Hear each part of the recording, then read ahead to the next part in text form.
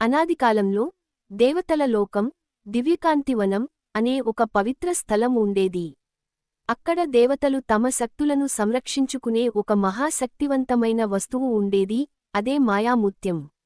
ఈ ముత్యం సాధారణ ముత్యం కాదు. ఇది కాలాన్ని నియంత్రించే శక్తిని కలిగినది. ఇది ఎవరి చేతిలో ఉంటే వారికి అదృష్టం, శక్తి, సంపద అన్నీ కలుగుతాయి. కాని ఒక నిబంధన ఉంది. పాపంతో నిండిన మనసు ఈ ముత్యాన్ని తాకితే అది వారి జీవితాన్ని నాశనం చేస్తుంది. ఒక రోజు దేవలోకంలో జరిగిన యుద్ధంలో ఆ ముత్యం భూమిపై పడిపోయింది. కాలం గడిచింది, రాజ్యాలు మారాయి, కాని ముత్యం మాత్రం అదృశ్యమైపోయింది. 1000 సంవత్సరాల క్రితం వీరసేనుడు అనే ఒక రాజు తన రాజ్యంలో ఈ ముత్యాన్ని కనుగొన్నాడు. ఆ ముత్యం వల్ల అతని రాజ్యం అభివృద్ధి చెందింది. అయితే రాజు లోభం పెరిగింది. అతను ముత్యాన్ని తన స్వార్థానికి ఉపయోగించుకోవాలని ప్రయత్నించాడు. దాంతో ముత్యం శక్తి కోపంగా మారింది. ఒక రాత్రి రాజ్యం మొత్తం నాశనం అయింది. రాజు, అతని కుటుంబం ఎవ్వరూ బతకాలేదు. ముత్యం మళ్లీ కాలంలో కలిసిపోయింది. ఇప్పటి కాలంలో ఒక పాత పుస్తకం, పురాణ గ్రంథం ఒక చిన్న పట్టణంలోని పాత ఇంట్లో దొరికింది.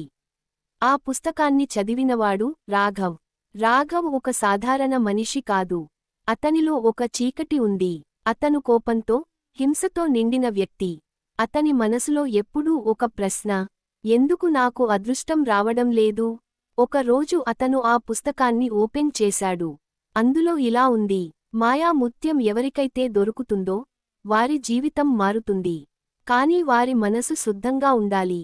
రాఘవ్ నవ్వుకున్నాడు. నాకు శుద్ధమైన మనసు అవసరం లేదు, నాకు శక్తి కావాలి.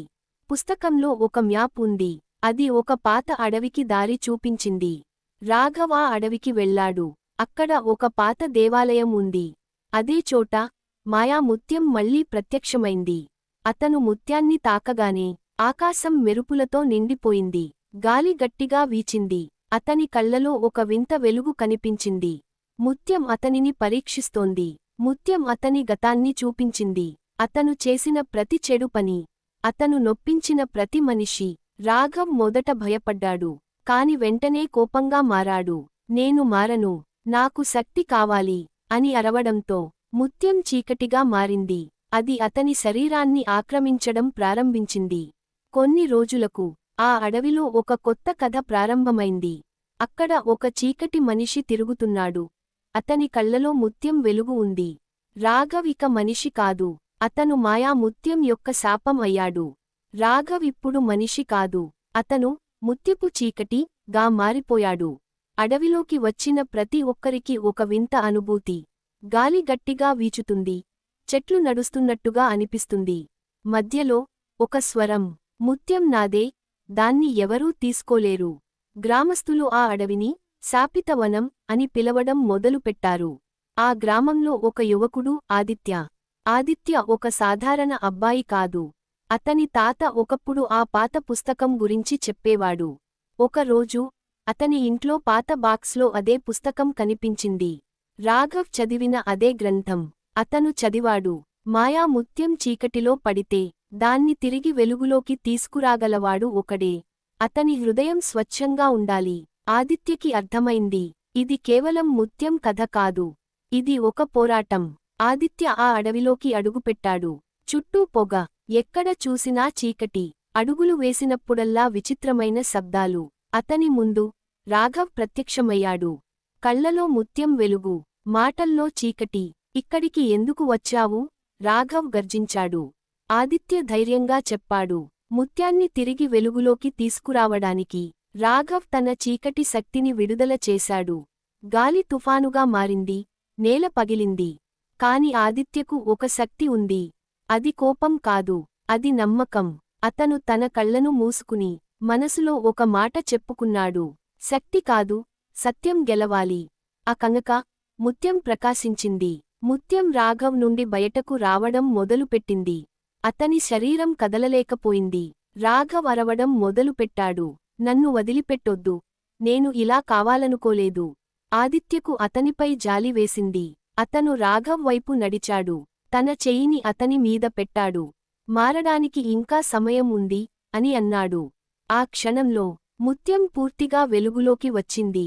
రాఘవ్ కింద పడిపోయాడు. అతని కళ్లలో చీకటి మాయం అయింది. ముత్యం ఇప్పుడు ఆదిత్య చేతిలో ఉంది.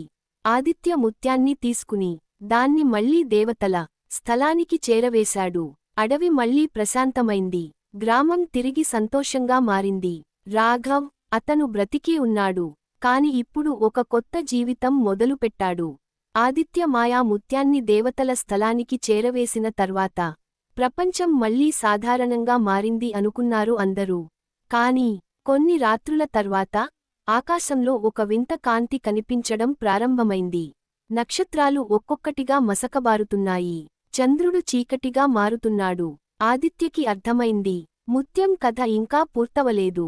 మరొక రహస్యం వెలుగులోకి. ఆదిత్య మళ్లీ ఆ పాత పుస్తకాన్ని తెరిచాడు. ఈసారి చివరి పేజీ కనిపించింది. ఇది ముందు ఎప్పుడూ కనిపించలేదు.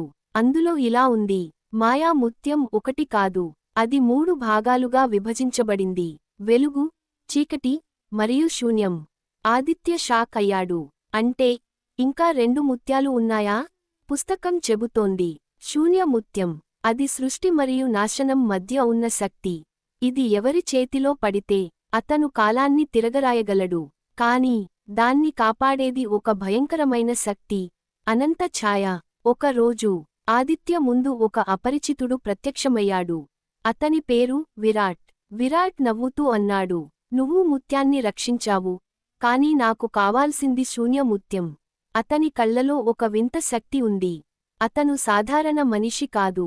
అతను చెప్పాడు, నేను కాలాన్ని మార్చబోతున్నాను, నా గతాన్ని తిరిగి రాయడానికి. ఇంతలో రాఘవ్ కూడా తిరిగి వచ్చాడు. ఇప్పుడు అతను మారిపోయాడు. అతను చీకటి కాదు, కాని అతని లోపల ఇంకా ముత్యం గుర్తులు ఉన్నాయి. అతను ఆదిత్యకి చెప్పాడు, ఈసారి నేను నీతో ఉన్నాను. ముగ్గురు కలిసి శూన్య ముత్యం ఉన్న ప్రదేశానికి వెళ్లారు. ఒక పురాతన గుహ. అక్కడ చీకటి గట్టిగా ఉంది. గాలి నిలిచిపోయింది. ఒక పెద్ద ఛాయ వారిని గమనిస్తోంది. అదే అనంత ఛాయ. విరాట్ ముందుకు వెళ్లి శూన్య ముత్యాన్ని తాకాడు. ఒక్కసారిగా కాలం ఆగిపోయింది. ప్రపంచం స్తంభించింది. ఆదిత్య, రాఘవ్ మాత్రమే కదలగలుగుతున్నారు. విరాట్ నవ్వుతూ అన్నాడు, ఇప్పుడు నేను నా గతాన్ని మార్చుకుంటాను. ఆ సమయంలో ఆదిత్యకు ఒక నిజం అర్థమైంది. ముత్యాలు మనుషుల్ని మార్చవు, మనుషులే ముత్యాల్ని మార్చుతారు. అతను రాఘవ్ వైపు చూశాడు. రాఘవ్ తన తప్పుల్ని గుర్తు చేసుకున్నాడు. అతను తన శక్తిని త్యాగం చేశాడు. ఆ శక్తి ముత్యాలను ప్రభావితం చేసింది. 3 ముత్యాలు ఒక్కటిగా మారాయి. వెలుగు, చీకటి, శూన్యం. ఒక మహాకాంతి వెలుగులోకి వచ్చింది. విరాట్ తన శక్తిని కోల్పోయాడు.